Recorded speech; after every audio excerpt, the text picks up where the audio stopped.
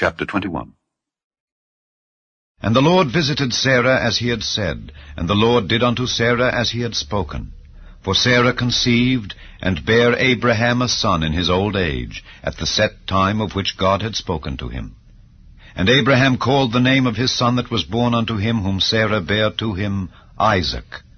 And Abraham circumcised his son Isaac, being 8 days old, as God had commanded him. And Abraham was 100 years old, when his son Isaac was born unto him. And Sarah said, God hath made me to laugh, so that all that hear will laugh with me. And she said, Who would have said unto Abraham that Sarah should have given children suck? For I have borne him a son in his old age. And the child grew and was weaned, and Abraham made a great feast the same day that Isaac was weaned. And Sarah saw the son of Hagar the Egyptian, which she had borne unto Abraham, mocking. Wherefore she said unto Abraham, Cast out this bondwoman and her son, for the son of this bondwoman shall not be heir with my son, even with Isaac. And the thing was very grievous in Abraham's sight because of his son.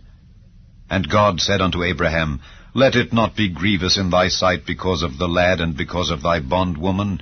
In all that Sarah hath said unto thee, hearken unto her voice. For in Isaac shall thy seed be called. And also of the son of the bondwoman will I make a nation, because he is thy seed. And Abraham rose up early in the morning, and took bread and a bottle of water, and gave it unto Hagar, putting it on her shoulder, and the child, and sent her away. And she departed, and wandered in the wilderness of Beersheba. And the water was spent in the bottle, and she cast the child under one of the shrubs. And she went and sat her down over against him a good way off, as it were a bowshot, for she said, Let me not see the death of the child. And she sat over against him, and lift up her voice, and wept. And God heard the voice of the lad.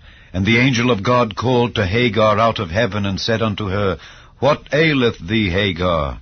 Fear not, for God hath heard the voice of the lad where he is. Arise, lift up the lad, and hold him in thine hand, for I will make him a great nation. And God opened her eyes, and she saw a well of water, and she went and filled the bottle with water, and gave the lad drink. And God was with the lad, and he grew and dwelt in the wilderness, and became an archer. And he dwelt in the wilderness of Paran, and his mother took him a wife out of the land of Egypt. And it came to pass at that time that Abimelech and Phicol, the chief captain of his host, spake unto Abraham, saying, God is with thee in all that thou doest. Now therefore swear unto me here by God that thou wilt not deal falsely with me, nor with my son, nor with my son's son. But according to the kindness that I have done unto thee, thou shalt do unto me, and to the land wherein thou hast sojourned. And Abraham said, I will swear.